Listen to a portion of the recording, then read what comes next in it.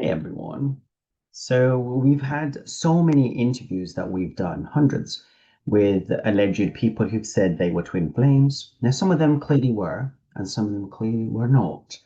Some of them were confused as well, whether they were or they weren't. However, we have learnt quite a few things and seen the story thread throughout all of them, about the longing for love and the inner work and the connection to the divine. But then recently, there's been less interviews that I've done, and part of that's been because I've just been so busy, and there has been less people who have been putting themselves forward. Um, Usually, I ask people, and I might have a few more people coming through the weeks. But I thought maybe it would be more useful as we go into our new series soon in New Earth to have more sort of new thought leaders who talk about spiritual things and who are going to be more rehearsed, like teachers and pioneers in the field, and maybe we can learn a bit more about that too. But right now, we have someone who wants to remain anonymous. It's a divine feminine who has been on the journey for a few years and now is in communication with her divine masculine, who at the moment, like a lot of your divine masculines, are weaving in and out, but are still not there yet, still have things to work on. Okay. So this interview comes from her recent connection, reunion with her DM, and all the things that she's learnt and unpicked about what they go through. So there's insights that are useful there too. Okay. So I'll read out the question and then the answer. So the first question is, when did she realize she was on the twin flame journey? How did she meet her divine masculine? So we first crossed paths in late 2022. I had just come out of the very last attempt at dating, and a few months prior to meeting, I asked out aloud to the universe to bring me my person.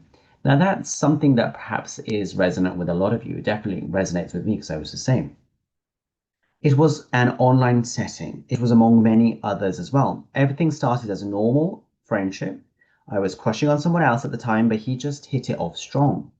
We were both seemingly open with each other about ourselves, and I was always more emotionally intelligent, whilst he was more locally intelligent. Very mathematical and science driven. Again, very divine masculine, right? Both of us were very keenly aware of spiritual concepts, and we discussed them in a lot of detail. It wasn't until March 2023 that I started to realize there was more to this connection than I could see, touch, feel from a physical sense. It was also the first time I told him I loved him. I stress this, though we are not in a relationship. So they met in late 2022, and it was March 2023 that she discovered there was more to it, and it was an online relationship. Okay. What were the initial signs or confirmations that it was a twin flame? So it took a long time to reach that confirmation. It wasn't a light bulb aha moment. I didn't wake up one day and just reach that conclusion. I had at this point only recently accepted that I had issues being an anxious attachment and was going through the motions of addressing this with myself. Now, a lot of divine feminines are anxiously attached. I certainly was. I had to be sure that the love I felt was not identical to previous attachment styles. There was a lot of back and forth with my ego while I tried to navigate something entirely new to me. The term twin flame had entered my awareness briefly over the years, but I had not met anyone who fit that narrative. When I first started to settle into this, it was June 2023. True confirmation did not arrive until much later in December 2023. So it took almost over a year for this individual to confirm. The doubts are part of the journey and to get to clarity with it.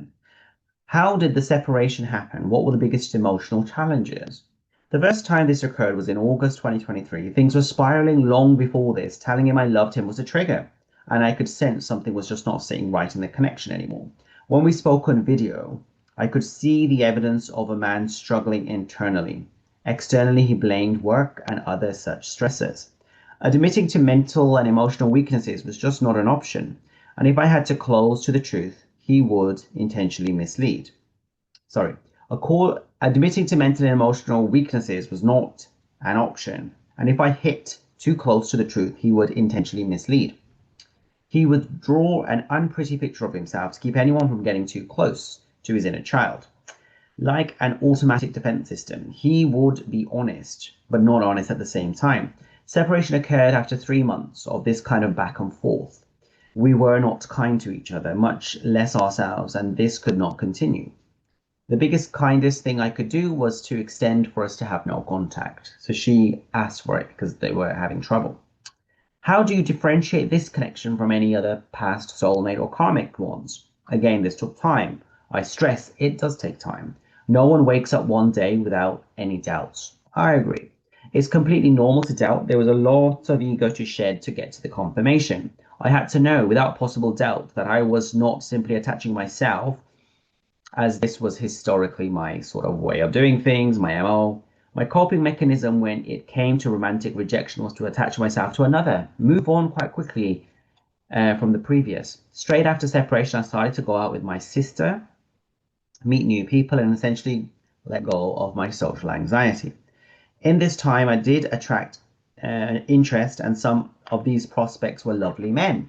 Under normal circumstances, there would have been zero reason not to give them any consideration. I am no longer attracted to just anyone anymore. I can appreciate someone with a decent six pack or intelligence to rival Einstein, but I just no longer feel a desire for any others anymore. And a lot of you feel that way, don't you? My soulmate relationships have largely been very close friendships, ones that offer me growth without expectation, that remain in my life, even if contract is sparse. The karmic relationships have been largely lessons. They vary and have been some of my closest friendships over the years, but they do not they do have an expiry date, and they also end for various reasons. Not all karmic relationships are toxic by nature. They simply vary lessons of varying degrees. You've all heard the sayings, when one door closes, another opens. You'll lock the door and throw away the key for some, and others will have to knock, and some will have permission to just let themselves in. I am a revolving door for my twin. He may come and go as he desires. The door will never close or lock, it remains open. Even if it did not have a lock, he'd just pick the damn thing anyway or break it down with the first one, because energy is limitless, reasons, seasons, lifetimes.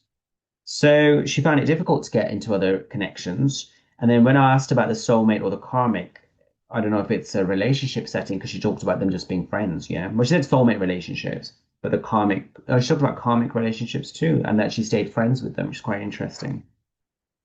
But with the twin, always an open door for her. Right. Signs and synchronicities. What were the most powerful signs and synchronicities you experienced during separation? Dreams, numbers, music, but dreams the most. I seen dreams as a more direct link with my guides and my subconscious. During the early months of the connection, where I had first started to question the depth of the connection, I started to see his name almost constantly. It was only recently that I learned the extent of my DM's physical reality during our separations. Intuitively, I knew there was more going on than he let on, and I never pushed to know more. I understood that if I pushed for more information, I would likely never receive the clarity I was seeking. I had to let him have his experience without interruption from me. That's very important. And a lot of us find that hard. And we keep pushing and then they block us. We have not once discussed twin flames either. I have allowed him to have his experience without any influence out on in the 3D. We don't know for right now at the moment. We don't know whether they've ever met. If it's just an online or whether she's had her Kundalini. Well, let's see. So I'm not desperate for this conversation about twin flames either. If we do acknowledge it without each other at all, that's also okay if we don't. It actually means very little to me now. So I don't think it would make any difference, to be honest. And a lot of us DFs do talk about the twin flame label to the DM as a way of manipulation and control to get them boxed in. This is what we are. My playlist is eclectic and always set to random play on Spotify. It could go from Marilyn Manson, Britney Spears, and Elvis Presley in any given moment. Music has played a very communicative part in the connection recently, and in light of what I've learnt, it makes a lot of sense. Currently playing the background Metallica, Nothing Else Matters. Now, you may not be a Metallica fan, but lyrically, the song smacks, okay? So the songs are speaking to her and giving her guidance, especially what her DM is going through. Did you receive angel number songs or messages that confirm your journey? So she's already talked about that. So just before reconnecting with my DM, 777 was hitting everywhere. To keep this answer short, you can explain that number if you want. For the full month of April, I listened to nothing but Bullet for My Valentine, his favorite band. I actually enjoy this band myself, so it's not a burden. I enjoyed it and understood the connection with this particular band better now. There was a fair bit of connection with men's mental health in regards to music that would resonate with the connection. I didn't know about the specifics regarding why at the time, but I understood the who's. I knew it was reflecting his current state by his mental well-being, but not why until now. So she was getting the downloads through various things about his mental health and where he's at. The confirmation isn't in the songs and the messages as such, it's in the way it has confirmed the connection. They were conveying a message and I resonated with them in a way. They were communicating a message that I understood energetically, but had no 3D clarity. So in the 3D, she was unaware they were in separation, but it was Rom telling her.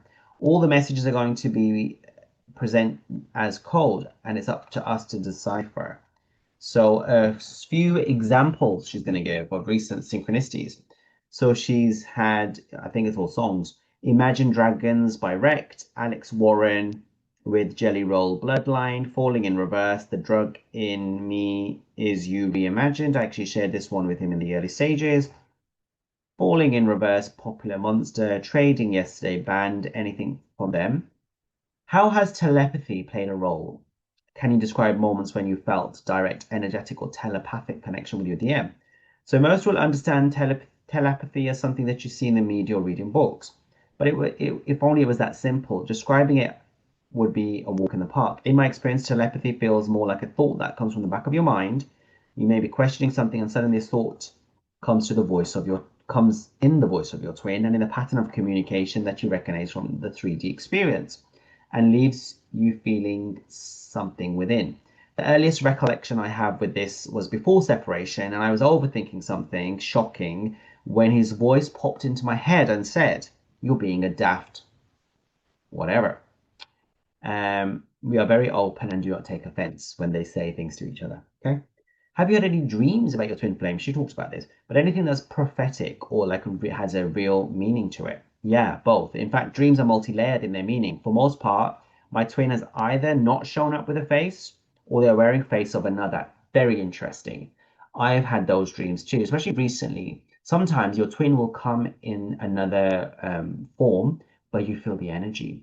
And sometimes they do that because if you're pissed off with them or it'd be too much for you to, emotionally, so they come disguised as a more softer way. But it also could be their past incarnations in other lives that you feel. Energy doesn't lie though. It feels like your twin, and then it is. Recent clarity from himself is that he has and still does to a degree live as two versions of himself. There's a version he presents and a version he hides. There's still a lot of inner child healing for him to work on, but what matters is that he's working on it. There was a dream where I was observing him in the middle of a storm. I was observing him while sheltered from it. I recognized this as the storm of his emotions. There have been plenty of others. Oh, pardon me. The intensity varies, but a lot has been a reflection of his desires to communicate, but until recently, he had been too blocked.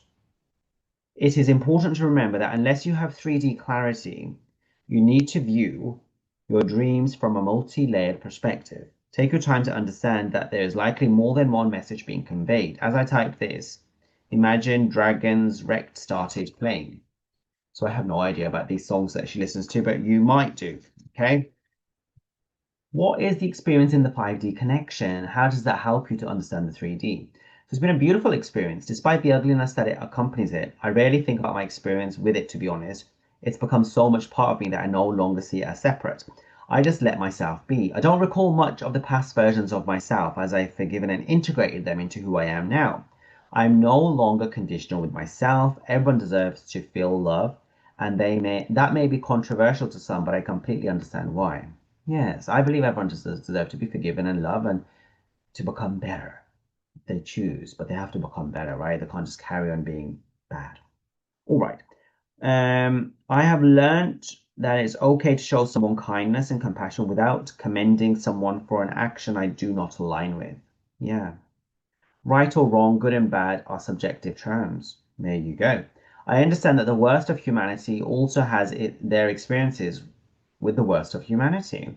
Their environments shape them, and whilst I do not commend their choices, I still have compassion for the child who grew up with misaligned or distorted environments. Compassion. Past life experiences also need to be taken into account. What feels right to one will feel wrong to another. It's not our place to judge. Great. Okay, what deep wounds or triggers did you have to face? Anxious attachment, she mentioned this, right, on her part, and avoidant on his. Given how much information already provided, I would urge DFs and DMs to think about how this mirror of the runner-chaser dynamic plays out and what you need to do to bring it into alignment. I healed my anxious attachment and he's healing his avoidant now. How has the journey forced you to confront your past? I wasn't forced. I still had my free will. I chose the path of least resistance, which was to surrender to the journey, to allow it to happen with ease, okay? I wanted to heal. I just couldn't see a healed version of myself until I met him. What inner work have you done? What healing practices? What helped you the most? As an anxious person, yoga and breathwork were key. And this was paired with meditation. Breathwork is amazing. But yeah, yoga gets your body moving as well, getting it embodied in the physical. Meditation can be as simple as laying in bed with calming music. Amen. I agree with that. I lay right there on that bed with that pillow and surrounded with like nice music, and I just work on breath work or my inner child. Okay. She said, talking with my inner child, reassuring her that I was going to protect her in the future, she no longer manifests herself as coping mechanism, codependency, self-harm. There is a lot I still haven't dipped my toes into, and I'm open, but they no longer feel like things I'm desperate to do. The modalities you lean towards will be direct response to the level of healing you require. It wasn't as blocked as some. Those blocks may require a little bit more force. Yeah. Some journeys a little bit easier. Okay. Have you seen any external changes as a result of your healing? Changing my internal environment meant I could start emitting an energy that attracted abundance. Abundance does not only mean financial or only have to be just financial. Abundance it can be anything you were deprived of and that you are seeking. Financial abundance was something I sought because society taught me that being materialistically successful was needed to be happy, but that's a lie. I never truly wished for financial abundance. I mentally and emotionally neglected by not just others, but myself. I was mentally and emotionally neglected by others and myself. This was the abundance I was seeking, and I have found that. Since finding this, I have noticed a shift in others around me who were seeking their own abundance. Your energy doesn't just heal you, it heals your environment and others within your environment. It will heal everyone. Yes, that's right. It's amazing. And what you will notice is as you heal as a divine feminine, you will heal your family, your friends, your work, your lineage, and that will be reflected with your DM because he'll be mirroring you, and then he will heal DM, he, she, they will heal their entire family, friends, and work and lineage. Okay. Mystical and spiritual experiences. How has your intuition or spiritual abilities evolved through this journey? Clairsentience. I can be sitting in a room full of people and feel pulled in by someone else's anxious state, or be sifting through others' messages online and feel emotions in those words. My intuition has always been strong. I know things without knowing exactly what it is. I know something is going to happen. I have an idea what is going to be, but not exactly how or when it will play out. My empathy has always been strong, but it knows what boundaries are now too. Have you received signs from the spirit guides, ancestors, higher realms about your connection? Yes, the dreams. I received messages through dreams. I'm able to establish that now. When I received a message from guides or I'm viewing things from my subconscious mind, there are fine lines when you are new to this. But you will learn to identify that and the subtleties as you go along, as time goes along. Do you believe you and your divine masculine have a shared mission in this lifetime? Yes, though how we approach this in the physical sense may appear different, the outcome will still be the same. I love that. So it doesn't matter how they're doing what they're doing and what you're doing, the energy behind it, the outcome, the result will be the same. I love it. As he heals, I believe he'll have a similar approach of helping others, and I have that will yield the same result, which will guide people back to themselves. Yes, as twin flame, we're helping people to realign their inner masculine and feminine and be in their alignment with source. Have you had any mystical paranormal experiences with your twin flame? Very few. I believe the intensity of our experience will be a direct reflection of where we are on our journeys. Some may need to experience many intensities, others very few. There we go. What has this journey taught you about divine feminine energy? For me personally, or for a lack of words, divine feminine energy is soft. It is not intended to be rough as I find DM energy to be. Both energies are unconditional, but divine feminine is intended to soften, and divine masculine is intended to roughen, and this complements each other into alignment. Divine feminine must learn to roughen her edges a little, while divine masculine learn to soften his. Does this mean we excuse each other's poor behavior? No. There is a big difference between behaving with empathy and behaving with apathy. Learn that difference. Identify what is being triggered, think before reacting, and then choose to respond in a controlled manner. If you believe the behavior is poor form, pull them up, discuss it, and reiterate your boundaries. How do you see your divine masculine evolving in this process? Even if you're not in contact, but we know she is in contact. He's beautifully evolving beautifully. The person I spoke to 12 months ago is not the same person I speak to now. There is still some struggle on his part. I understand that now with full clarity of what he's struggling with and respond with patience as I always have. The more space I give to him to navigate his journey, the better it is for both. So obviously she's been in contact and she's understood what he's been going through. Have you felt your twin flame's emotions or struggles from a distance? Every damn day, up and down, back and forth, sometimes loopity loop. When this happens, I sit with it. Sometimes I just breathe through it to let it pass. Other times I'm hysterical. I just let it happen. It's transmutation.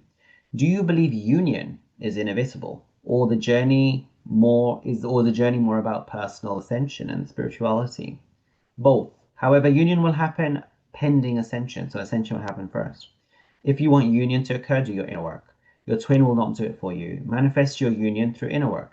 Remaining in victim mentality and blaming others, especially your twin, for remaining stuck will keep you stuck. One of you's got to lead people. You stop being a victim when you decide you no longer wish to be one. Kundalini awakening. Have you experienced strong sexual energy towards your twin flame? Yes, and only him. No sexual desires for others since full surrender. Do you believe in sacred sexuality as a form of spiritual union between twin flames? Yes, he is the only person I thought to sexually hear or in the 5D plane. How has the connection affected your understanding of intimacy and divine love? I always knew that my attraction to others was depending on mental and emotional intimacy, and I sought this through my encounters when dating. Unfortunately, this also fed my anxious attachment and led to emotional instability. I knew I was seeking for a deeper connection, something too deep for the average person. Upon recognizing this connection, I no longer craved this form of intimacy. I no longer seek for a physical connection with just anyone. You cannot as a twin flame, even the DMs cannot eventually. I crave only physical connection with my twin. In saying this, I am more than ready to complete this life cycle alone as well. She surrendered it, okay? That is acceptance, that is surrender. I already have divine love within. I am in union with him energetically, and whether that evolves into something physical will depend on his surrender. Because he has to also accept and meet halfway. Closing thoughts and advice. What piece of advice would you give to other divine feminines in separation? Let go. It's hard to do though, but you get better. You do get better. Stop clinging to his journey. You have no control over it. Do not be quick to confess your direct thoughts about being twins. Very good. This conversation, I feel, comes down to divine timing. It will occur naturally when you are no longer attached. You may find that it's not even a conversation that's needed anymore. My personal thoughts on this is that it can be an unconscious way to manipulate the journey. I agree. Leave it to the divine. What do you think is the biggest misconception about the twin flame journey? And what I like about this person is the separation they're speaking again. It's ended, right? So it's great insight. So she says the misconception is the romanticism. Oh dear Lord, the romanticism. Get out of your heads. Get your heads out of the clouds. The journey is not roses and butterflies. It's messy, it's chaotic, it's rife with poor behavior from both, but there is undeniable beauty in it.